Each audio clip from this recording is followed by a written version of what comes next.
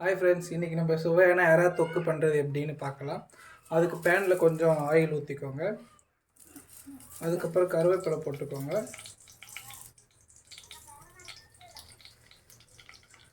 தென் ஒரு 1/2 கிலோ எறாக்கு ஒரு 4 பெரிய வெங்காயம், ஒரு 3 பச்சை மிளகாய் எடுத்திருக்கேன்.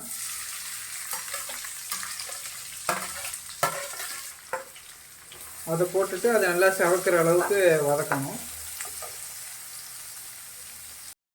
இப்போ வெங்காயம் நல்லா செவக்க வதங்கிடுச்சு.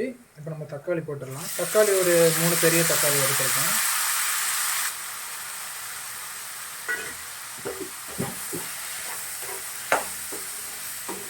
தக்காளி கொஞ்சம் நேரம் அது கூட வதக்கிட்டு, தக்காளி ஒரு 2 நிமிஷம் வதக்கியாச்சு. இப்போ நம்ம இஞ்சி பூண்டு பேஸ்ட் போடலாம்.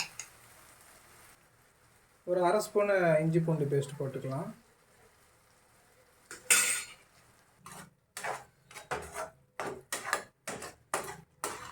பவுலில் 1/2 கிலோ எறா எடுத்திருக்கேன்.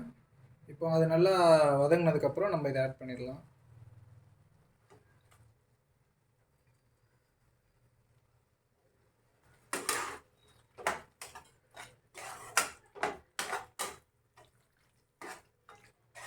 ஓகே, தக்காளி வெங்காயத்தோட எறா ஆட் பண்ணதும் ஒரு 5 நிமிஷம் அதை போட்டு நல்லா வதக்கணும். 3/4 ஸ்பூனு மஞ்சத்தூள் எடுத்திருக்கேன், அதை ஆட் பண்ணிவிட்டு, இன்னும் 1 ஸ்பூன் கரம் மசாலா, 1 ஸ்பூன் மிளகாத்தூள், 2 ஸ்பூன் தனியாத்தூள், இதெல்லாம் ஆட் பண்ணிவிட்டு கொஞ்சம் நல்லா அதை வதக்கணும். இந்த பச்சை வாசனை போகிற அளவுக்கு வதக்கணும். இப்போ 5 நிமிஷம் நல்லா எறா போட்டு நல்லா வதக்குனதுக்கப்புறமும் நம்ம வந்து சால்ட்டு 1 ஸ்பூன் சால்ட் ஆட் பண்ணிக்கலாம்.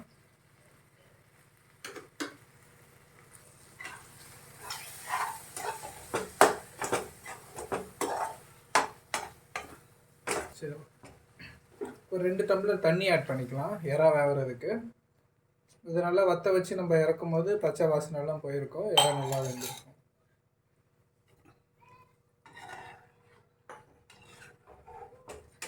இப்போ கடாயை வந்து கொஞ்சம் மூடி வச்சுருங்க அப்படியே. இப்போது இது ரெடி ஆகிட்டு இருக்கப்போ நம்ம வந்து கறி மசாலாலாம் வறுத்து பொடிக்கலாம். ஓகே, ஒரு சின்ன கடாயில் நான் வந்து சோம்பு, ஏலக்காய், பட்டை 3த்தையும் எடுத்து லைட்டாக செவக்கிற அளவுக்கு வறுத்துக்கணும். செவக்கிற அளவுக்கு வறுத்ததுக்கப்புறமும் நம்ம மிக்சியில் போட்டு இதை பொடிச்சிக்கலாம்.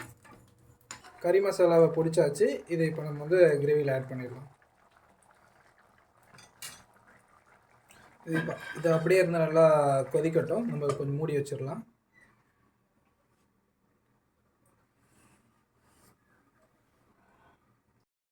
ஓகே, இது அப்பப்போ எடுத்து திறந்து பார்த்து கிளறி விட்டுக்கோங்க, அடி பிடிக்காமல் இருக்கிறதுக்கு.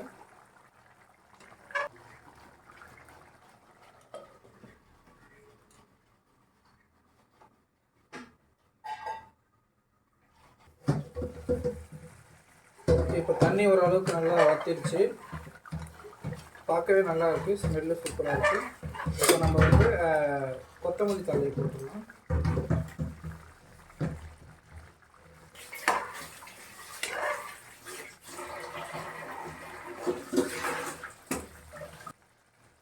இப்போ நல்லா கொதிக்குது. நீங்கள் ஒரு எறா எடுத்து சாப்பிட்டு பாருங்கள், உப்புலாம் கரெக்டாக இருக்கான்னு. உப்பு இறால இல்லைன்னா இன்னும் கொஞ்சம் நேரம் கொதிக்கட்டும். உப்பு ஏன்னா அப்போ தான் ஏறும். அதில் வேணால் லைட்டாக உப்பு கூட ஆட் பண்ணிக்கலாம். இப்போ எறா நல்லா வத்திடுச்சு. இப்போ நம்ம வந்து அடுப்பு ஆஃப் பண்ணி இறக்கி வச்சுக்கலாம். இப்போ சுவையான எறா குழம்பு வந்து ரெடி ஆகிடுச்சு. Thank you guys. இந்த வீடியோ உங்களுக்கு பிடிச்சிருந்தா லைக் பண்ணுங்கள், சப்ஸ்கிரைப் பண்ணுங்கள். இந்த மாதிரி கண்டென்ட் உங்களுக்கு அப்போ ரெகுலராக வரும். தேங்க்யூ.